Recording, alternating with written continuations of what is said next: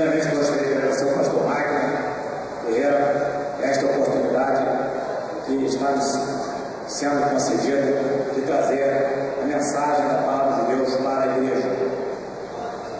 Gostaria de convidar os irmãos e irmãs a abrirem suas Bíblias, livro de Efésios, capítulo 2, versículo 8. Diz assim a palavra de Deus: porque pela graça sois salvos, por meio da fé, e isso não vem de vós, é dom de Deus. Senhor Deus, lemos a tua palavra, te pedimos, ó Deus, fala ao teu povo nesta hora, em nome do Senhor Jesus. Amém. Bem, queridos irmãos e irmãs, vamos lembrar alguns aspectos relacionados à nossa salvação. A nossa salvação, nós recebemos o direito a ela por meio da graça de Deus. E por conta disso, precisamos lembrar que nós não somos salvos porque temos um bom caráter. Se você tem um bom caráter, é uma pessoa correta, cumpre as suas obrigações, é uma pessoa ética, se esforça para fazer o máximo, eu gostaria de dizer que isso em nada adianta para você ser salvo. Caso você não tenha um bom caráter, caso você não tenha um bom comportamento, eu posso afirmar que você está deixando aflorar os frutos da sua carne e não tem o Espírito de Deus em proeminência na sua vida. Mas se você tem um bom caráter, o seu bom caráter não é capaz de salvar você. Se você tem uma boa posição social, um bom salário, eu queria dizer para você que isso de nada adianta. Mas Jesus Cristo, em Mateus capítulo 19, versículo 24, diz: e outra vez vos digo que é mais fácil passar um camelo pelo fundo de uma agulha do que entrar no rico no reino de Deus. Portanto, se você tem muito dinheiro, se você tem um bom emprego, se você tem uma boa posição, eu gostaria de dizer a você o seguinte: cuidado, que isso pode fazer a dificuldade de ser salvo, porque você pode confiar nos seus bens e não receber o Senhor Jesus Cristo de verdade em sua vida e confiar nele. Agora, se você é um pobre, isso te ajuda? Olha, você não vai ser salvo porque você é pobre, mas é pelo que Jesus falou, você até tem uma situação de maior dependência do Senhor Jesus Cristo. Mas também isso não vai ajudar você a ser salvo. Se você for muito piedoso, muito generoso, especialmente quando você faz as coisas e gosta de compartilhar com os outros o bem que você faz, eu gostaria de dizer para você que isso não fará de você uma pessoa salva. Você não vai ser salvo por causa disso. Agora, se você não faz, eu gostaria de dizer, se você não for generoso, você peca, porque a Bíblia diz que aquele que pode fazer o bem e não faz, comete pecado. Mas eu digo para você, se você for muito piedoso, se todos te aplaudem, cuidado, porque você pode ser muito piedoso e saber disso e ser também um arrogante, vaidoso, e isso poderá levar você a distanciar-se de Deus. Mas, se você for muito generoso, eu gostaria de dizer para você que a sua generosidade não vai fazer com que você seja salvo.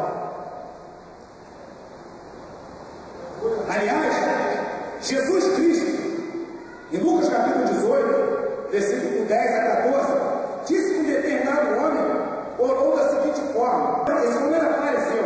Ele falou: ó Deus, graças te dou, porque não sou como os demais homens, roubadores, injustos, adúlteros, nem ainda como este publicano, jejuo 2 vezes na semana, e dou os dízimos de tudo quanto possuo. O publicano, porém, estando em pé, de longe, nem ainda queria levantar os olhos ao céu, mas batia no peito, dizendo: ó Deus, tem misericórdia de mim, pecador.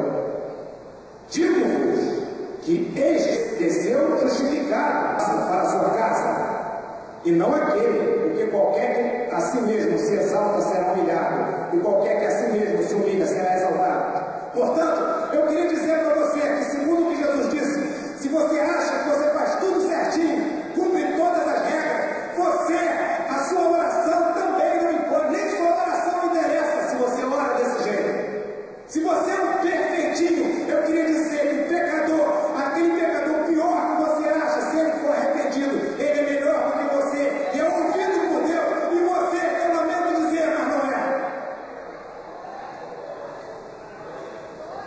Você que tem solução para a vida de todas as pessoas, e é muito certinho, e é a régua do mundo, e pega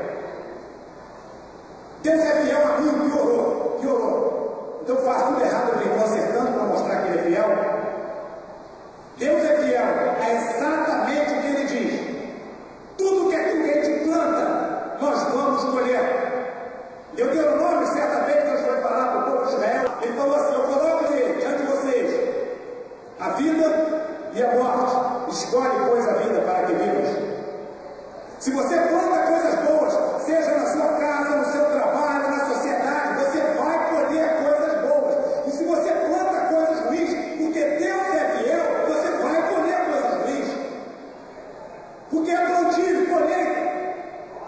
Deus ser fiel não quer dizer que eu faço um monte de coisa errada e depois dá tudo certo, porque ele é meu amiguinho e é fiel a mim. Não, Deus não é injusto.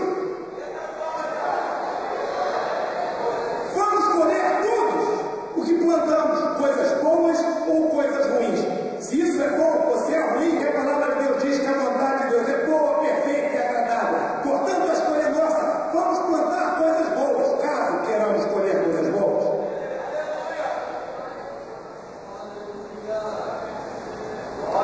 Agora, vamos falar um pouco da lógica da graça. A graça de Deus, ela não funciona igual a cabeça da gente. Pedro, uma certa ocasião, ele virou para Jesus quando todos achavam que Jesus era um fantasma e falou: Mestre, se fores tu mesmo, onde que eu vá até aí? Olha, que ele tinha que andar em cima das águas para encontrar Jesus. Jesus falou: vem. Eles achavam que era um fantasma, e se fosse um fantasma.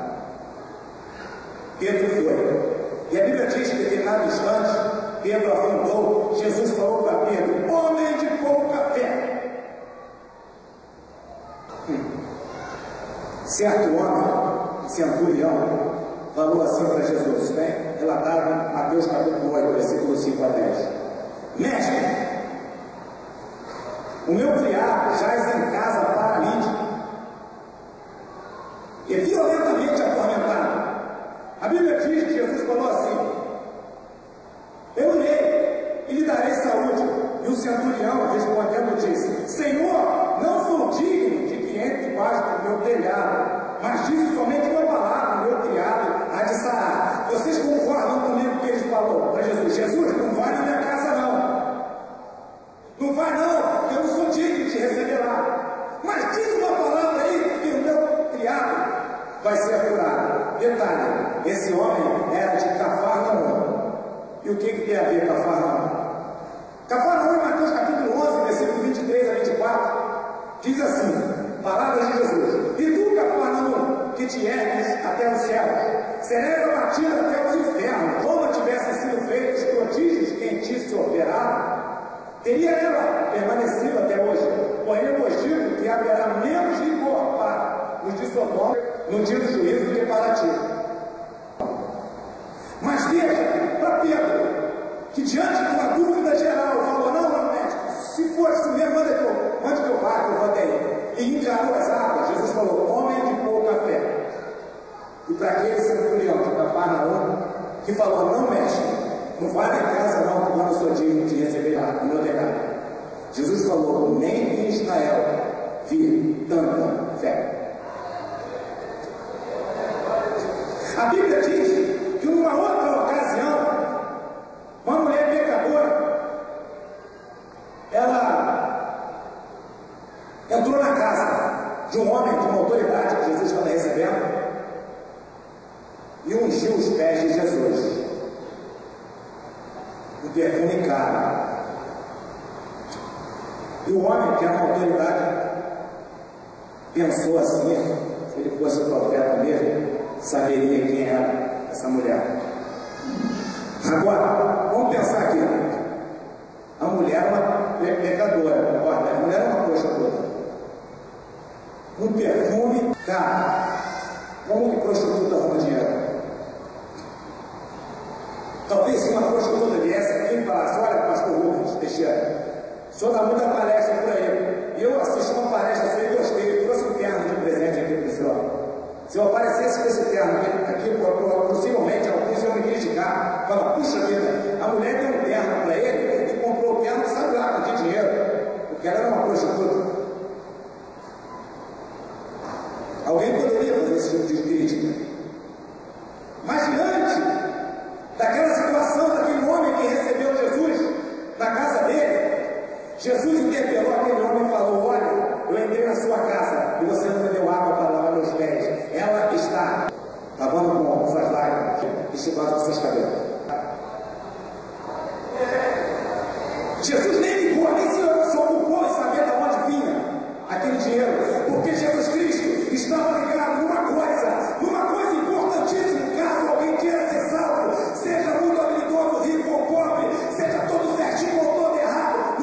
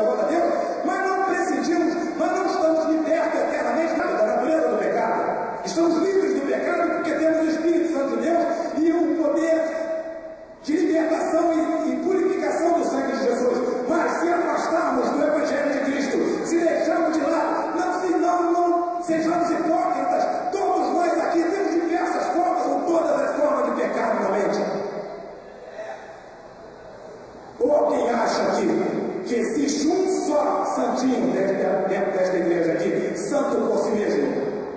Ah, irmãos, lamento vos dizer, mas eu não acredito nisso. Somos todos pecadores. Somos todos pecadores. Dá uma chancezinha aí para ver se você não peca ou se eu não peco. Portanto, queridos, vamos ser rigorosos conosco mesmos. Mateus capítulo 5, versículo 7, Jesus falou: bem-aventurados os misericordiosos, porque alcançarão misericórdia. Tiago 2,13, porque o juízo será sem misericórdia sobre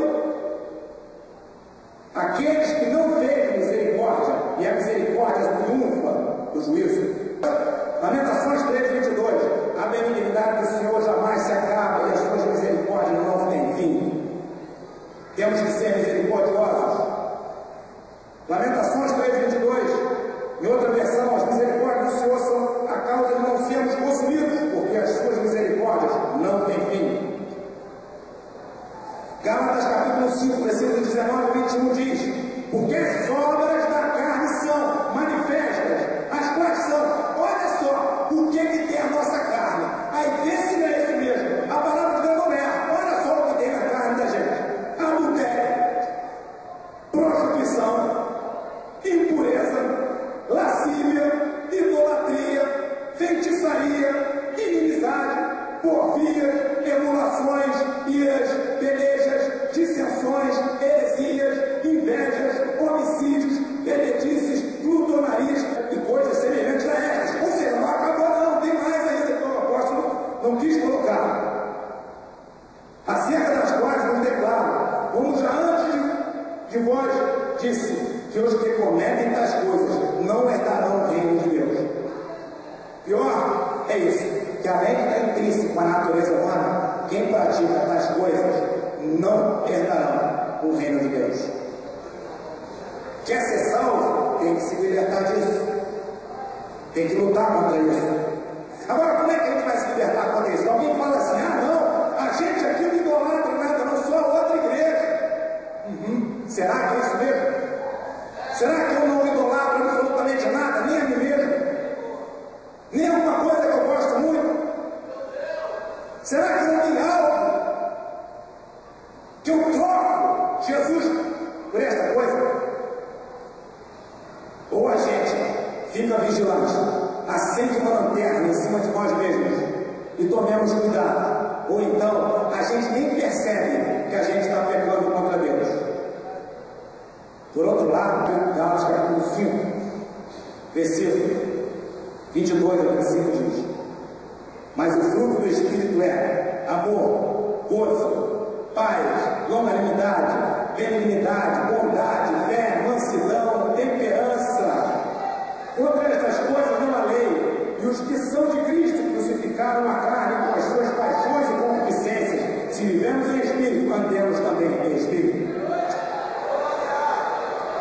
Existem pessoas que são réguas, ele mede os outros pela régua que é ele ou ela própria. E às vezes são tão veementemente contra algumas pessoas, quando as pessoas erram, não sabendo elas que errar em si já é uma tragédia, e a pessoa que comete o erro, ela se sente muito mal porque está errada, sente envergonhada, sente triste diante de Deus quando a pessoa serve a Deus. E tem gente que pega o chicote e fala: agora será o meu castigo, se Deus não castigar, eu vou castigar. Como se estivesse com um certo ciúme do pecado. Eu não faço porque ele ou ela fez. Se eu venço no pecado, por que ele ou ela não venceu? Está com inveja do pecado. Porque se não tivesse, faria como Jesus fez. Já que eu sou certinho, por que ele ou ela também não é? Ou será que a leitura é essa? Eu não aproveito porque ele ou ela vai aproveitar. Irmãos, a Deus ninguém ganha. Não adianta. Não adianta. Pode enganar quem quer que seja, inclusive a todas as pessoas. A Deus ninguém ganha. Devemos temer ao Senhor, saber que nosso Senhor, que nos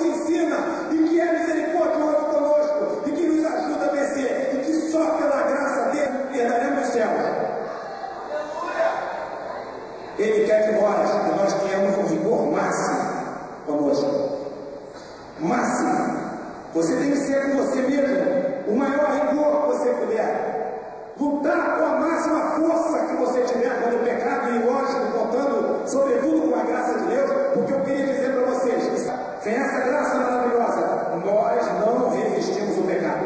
Ah, eu resisto. Ah, resiste sim, né? Você resiste à maledicência. Olha, eu vou ler aqui um provérbio. Estas 6 coisas aborrece o Senhor, e a 7ª, a sua alma abomina: olhos altivos e língua mentirosa,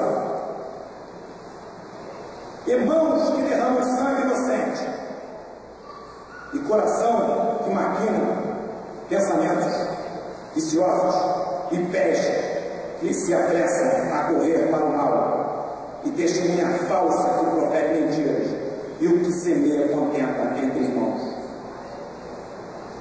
Tem muita gente que só olha o pecado que o outro comete. Só olha o pecado que é a fragilidade do outro. Esquece que não existe um rol definitivamente do que seja pecado. Pecado é tudo aquilo que ofende os princípios de Deus. Isso é uma coisa muito terrível, porque a cada instante Satanás arruma uma maneira nova de pecar. Mateus capítulo 24 diz: e por se multiplicar a iniquidade, o amor de muitos esfriará, mas quem perseverar até o fim, esse será salvo.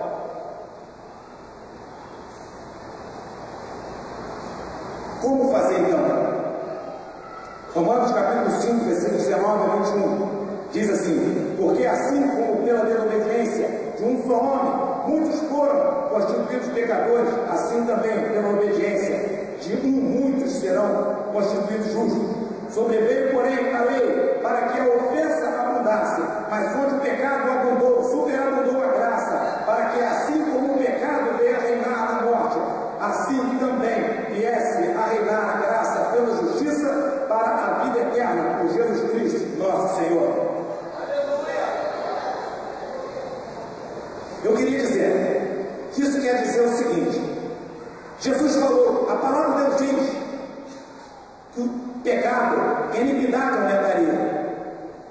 Mas quando o apóstolo Paulo falou que onde abundou o pecado, superabundou a graça, quer dizer o seguinte: por mais que o diabo crie mecanismos para que nós possamos pecar, para que se peque com privacidade, para que se peque sem que as outras pessoas saibam, com a tolerância das outras pessoas, por mais que Satanás queira sofisticar a maneira de pecar a ponto de destruir vidas, sem que as pessoas tenham forças sequer para vencer aquilo ou pedir ajuda para outras pessoas,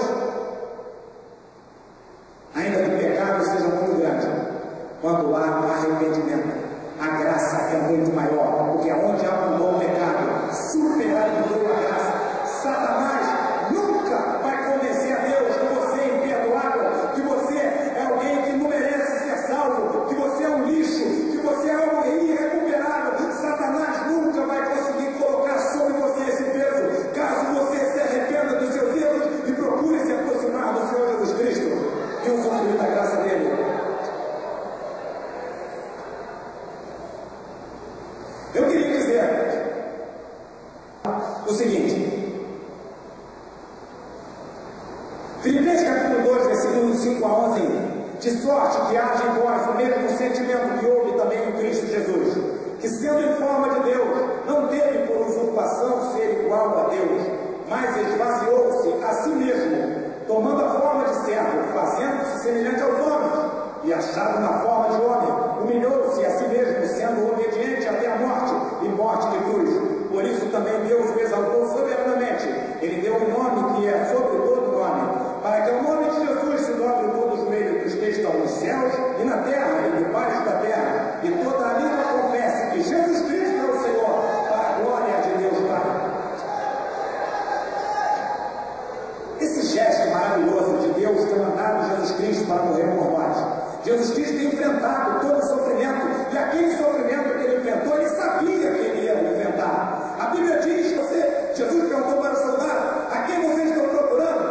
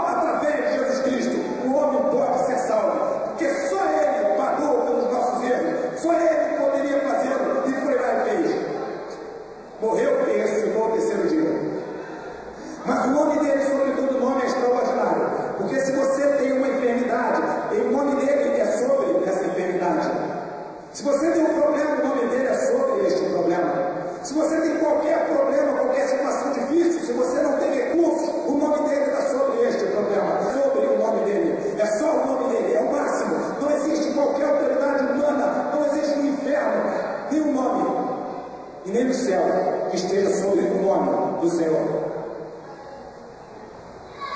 E é esse nome que Ele mesmo emprestou para que nós utilizássemos. Ele falou em Mateus capítulo 28, versículo 20, que Ele gostaria muito de estar conosco aqui o tempo todo, quando Ele diz assim: ensinando-vos a guardar todas as coisas que eu vos tenho mandado, e eis que eu estou convosco todos os dias até a consumação dos séculos. O prazer do Senhor Jesus Cristo é estar conosco, e o prazer dele é estar também conosco na eternidade. João capítulo 14, versículo 1 ao 6 diz: não se turbe o vosso coração, credes em Deus, crede também em mim. Na casa de meu Pai há muitas moradas. Se não fosse assim, eu não teria dito: vou preparar um lugar. E quando eu for e fui preparar um lugar, virei outra vez e vos levarei para mim mesmo, para que onde eu estiver, estejais vós também. Ele quer que nós estejamos com Ele eternamente. Continuando, diz assim: mesmo vós sabeis para onde vou e conheceis o caminho. Disse-lhe Tomé: Senhor, nós não sabemos para onde vais, e como podemos saber o caminho? Disse-lhe Jesus: eu sou o caminho e a verdade e a vida. Ninguém vem ao Pai senão por mim. Eu queria dizer, como último trecho a mostrar para você nesta noite, você que não conhece Jesus, ou você que conhece e está afastado de alguma maneira dele, Jesus Cristo ele não tem prazer de ver você sobrecarregado ou sobrecarregada. Jesus não tem prazer de ver você oprimido ou oprimida. Jesus Cristo fala assim para você: vinde a mim, todos os que estáis cansados e oprimidos, e eu vos aliviarei. Tomai sobre vós o meu jugo e aprendei de mim, que sou manso e humilde de coração, e encontrarei descansos para vossas almas, porque o meu jugo é suave, meu fardo é leve. Muitas vezes você ou eu, ou quem quer que seja, nos encontramos em situações difíceis que às vezes nós mesmos procuramos. Mas Jesus, Ele é tão misericordioso que Ele desconsidera o nosso passado quando nós nos arrependemos e constrói um futuro novo. E é isso que Ele quer para você. Eu não teria algo para oferecer para você melhor do que a salvação da sua alma, porque isso você não tem uma outra alternativa. Se você não tiver Jesus, eu lamento dizer para você, você já está condenado, é questão de tempo. Agora, se você conhecer Jesus, a hora que você conhecê-lo, você tem direito de salvação, e esse direito vai encerrar para você. Você só pode fazer essa escolha enquanto você estiver vivo. Quando você morrer, quando você não estiver mais aqui, não haverá mais oportunidade para mudar a sua história. Se eu não disser isso para você, eu não estou cumprindo a minha obrigação diante de Deus, mesmo que eventualmente isso possa desagradar você. Eu queria convidar você que ouviu esta mensagem, a mensagem que diz a Bíblia. Eu não falei aqui as minhas opiniões, eu queria dizer para você que eu sou tão válido quanto você, eu sou tão vulnerável